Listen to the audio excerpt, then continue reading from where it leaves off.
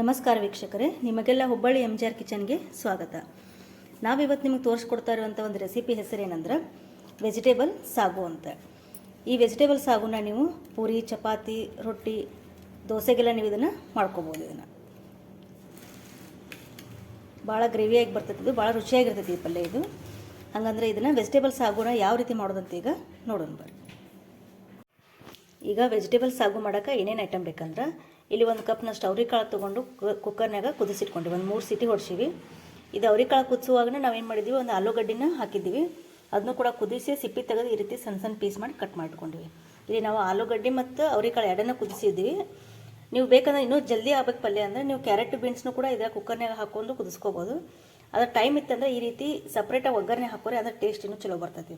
ಇಲ್ಲ ಅರ್ಜೆಂಟಿಗೆ ಮಾಡೋರು ಇದ್ರಂದ್ರೆ ಆಲೂಗಡ್ಡೆ ಮತ್ತು ಅವ್ರಿಕಾಳು ಏನು ಕುದಿಸ್ತಿರ್ತಿರಲ್ಲ ಕುಕ್ಕರ್ನಾಗ, ಆ ಟೈಮ್ನಾಗ ವೆಜಿಟೇಬಲ್ಸ್ನು ಹಾಕೋಬೋದು. ಇಲ್ಲೇ ಒಂದು ಕಪ್ನಷ್ಟು ಅವ್ರಿಕಾಳನ್ನ ಕುದಿಸಿಟ್ಕೊಂಡ್ವಿ. 3 ಸೀಟಿ ಹೊಡಿಸಿ ಕುದಿಸಿಟ್ಟಿವಿ. ಆಮೇಲೆ ಒಂದು 8ರಿಂದ 10 ಬೀನ್ಸ್ನ ಸಣ್ಣಂಗೆ ಹೆಚ್ಚಿಟ್ಕೊಂಡಿವಿ. ಒಂದು ಸಣ್ಣ ಕ್ಯಾರೆಟ್ ಹೆಚ್ಚಿಟ್ಕೊಂಡಿವಿ. ಆಲೂಗಡ್ಡೆ ಏನು ಕುದಿಸಿತ್ತಲ್ಲ ಅದನ್ನು ಸಿಪ್ಪಿ ತೆಗೆದು ಸಣ್ಣ ಸಣ್ಣ ಪೀಸ್ ಮಾಡಿ ಕಟ್ ಮಾಡ್ಕೊಂಡಿವಿ. ಆಮೇಲೆ ಒಂದು ಉಳ್ಳಾಗಡ್ಡೆ, 1-2 ಟೊಮೆಟೊ, ಇದಿಷ್ಟು ಒಗ್ಗರಣೆದಾಯ್ತು. ಇನ್ನು ಮಸಾಲೆ ಇದಕ್ಕೊಂದು ಏನು ರುಬ್ಕೋತೀವಲ್ಲ ಅದಕ್ಕೆ ಏನೇನು ಬೇಕಂದ್ರೆ, ಹಸಿ ಕೊಬ್ಬರಿ ಒಂದು ಸಣ್ಣ ಪೀಸು, ಒಂದು 4 ಹಸಿಮೆಣ್ಸಿನ್ಕಾಯಿ, ಒಂದು 4 ಲವಂಗ, ಒಂದು ಸ್ವಲ್ಪ ಚಕ್ಕಿ, ಒಂದು 2ರಿಂದ 3 ಪೀಸು ಚಕ್ಕಿ, ಆಮೇಲೆ ಬೆಳ್ಳುಳ್ಳಿ, ಕೊತ್ತಂಬರಿ. ಇವನ್ನೆಲ್ಲನೂ ಚಕ್ಕಿ ಮತ್ತು ಲವಂಗ ಹಸಿದನ್ನ ಹಾಕೊಳ್ಳೋದು, ಯಾವುದೂ ಫ್ರೈ ಮಾಡೋಂಗಿಲ್ಲ. ಈಗ ಫಸ್ಟ್ ಇದ್ರ ಮಸಾಲೆ ರೆಡಿ ಮಾಡ್ಕೊಳ್ಳೋಣ.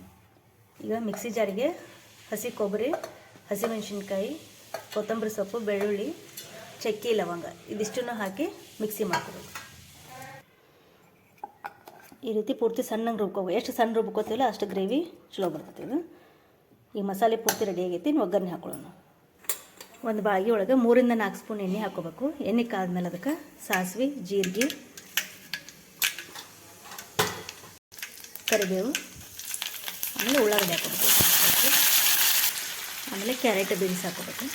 ಇಲ್ಲಿ ವೆಜಿಟೇಬಲ್ಸ್ ನೀವು ಇನ್ನೂ ಬೇಕಂದರೆ ಇದು ಸೀಮೆ ಬದನೆಕಾಯಿ ಬರ್ತೈತಲ್ಲ ಅದು, ನವಿಲು ಕೋಸು, ಕ್ಯಾಪ್ಸಿಕಮ್ಮು ಏನು ಬೇಕಾದ್ರೂ ನೀವು ವೆಜಿಟೇಬಲ್ಸ್ ಮೇಲೆ ಹಾಕೋಬೋದು.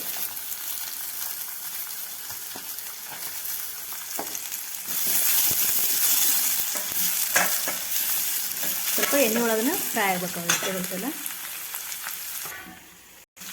ಒಂದು ಸ್ವಲ್ಪ ಅರಿಶಿಣ ಪುಡಿ, ರುಚಿಗೆ ಎಷ್ಟು ಬೇಕಲ್ಲ ಅಷ್ಟು ಉಪ್ಪು.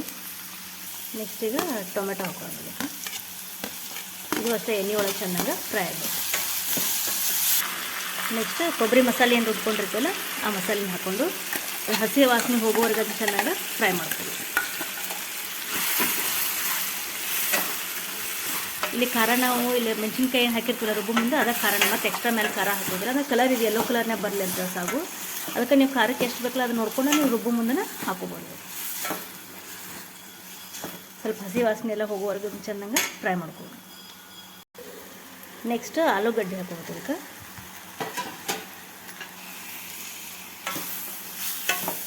ಅವ್ರಿಕಾಳು ಕುದಿಸಿರ್ತೀವಲ್ಲ ಅದು ನೀರೇನು ಬಸಿಬೇಡ, ನೀರನ್ನ ಇದ್ರಾಗ ಹಾಕ್ಬೇಕು. ಅಂದ್ರೆ ಅದು ಅವ್ರಿಕಾಳು ಕುದ್ದಿರುತ್ತಲ್ಲ ಅದ್ರ ಸ್ಮೆಲ್ ಅದ್ರಾಗ ಇರ್ತೈತಿ. ಹೀಗಾಗಿ ಕುದ್ದಿದ್ದು ನೀರು ಹಿಡ್ಕೊಂಡು ಎಲ್ಲನೂ ಹಾಕ್ಬೇಕಿದ್ರವಾಗ. ಇಲ್ಲಿ ನೀವು ವೆಜಿಟೇಬಲ್ಸ್ ಕಮ್ಮಿ ಹಾಕ್ಕೊಂಡು ಗ್ರೇವಿ ಜಾಸ್ತಿ ಬೇಕನ್ನೋದಿತ್ತಂದ್ರೆ ಇನ್ನೂ ಏನು ಮಾಡ್ಬೋದು ಅಂದರೆ, ನೀವು ಕೊಬ್ಬರಿದೇನು ಮಸಾಲೆ ರುಬ್ಕೊಂಡಿವಲ್ಲ ಅದು ಸ್ವಲ್ಪ ಗ್ರೇವಿ ಇನ್ನೂ ಜಾಸ್ತಿ ನಿಮ್ಗೆ ಆಗ್ಬೇಕಂದ್ರೆ ಒಂದು 2-3 ಸ್ಪೂನಷ್ಟು ಪುಟಾಣಿ ಹಾಕೋರಿ. ಹುರುಗಡ್ಲೆ ಅಂತಿರಲ್ಲ ಅದನ್ನ ಹಾಕೊಂಡು ರುಬ್ಬಿದ್ರೆ ಇನ್ನೂ ಗ್ರೇವಿ ತಿಕ್ಕಾಗಿ ಬರ್ತೈತಿ. ಆಮೇಲೆ ಜಾಸ್ತಿನೂ ಹಾಕತ್ತೆ ನಿಮಗೆ ಗ್ರೇವಿ ವೆಜಿಟೇಬಲ್ಸ್ಗಿಂತ. ವೆಜಿಟೇಬಲ್ಸ್ ಜಾಸ್ತಿ ಬೇಕನ್ನೋರು ಈ ರೀತಿ ಇಷ್ಟ ಹಾಕೋರಿ. ಗ್ರೇವಿ ಜಾಸ್ತಿ ಬೇಕಂದ್ರೆ ಸ್ವಲ್ಪ ಒಂದು 2-3 ಸ್ಪೂನು ಪುಟಾಣಿ ಮಿಕ್ಸ್ ಮಾಡ್ಕೊಂಡು ರುಬ್ಕೋರಿ. ಅದನ್ನು ಟೇಸ್ಟ್ ನೋಡಿಕೊಂಡು ಸ್ವಲ್ಪ ಉಪ್ಪು ಕಮ್ಮಿ ಇದ್ದರೆ ಹಾಕೋಬೋದು. ಈಗ ನಮಗೆ ಸ್ವಲ್ಪ ಕಮ್ಮಿ ಆಗಿರ್ತದೆ, ಅದಕ್ಕೆ ಒಂಚೂರು ಉಪ್ಪು ಹಾಕೊಳಕತ್ತೀವಿ ಮ್ಯಾಲೆಗೆ. ಆಮೇಲೆ ಮ್ಯಾಲೆ ಸ್ವಲ್ಪ ಕೊತ್ತಂಬರಿ ಸೊಪ್ಪು ಕುದಿರಿಸಿ ಒಂದು ಪ್ಲೇಟ್ ಮುಚ್ಚಿ ಚೆಂದಂಗೆ ಇದನ್ನು ಕುದಿಸ್ಕೋಬೇಕು ಪಲ್ಯನೇ.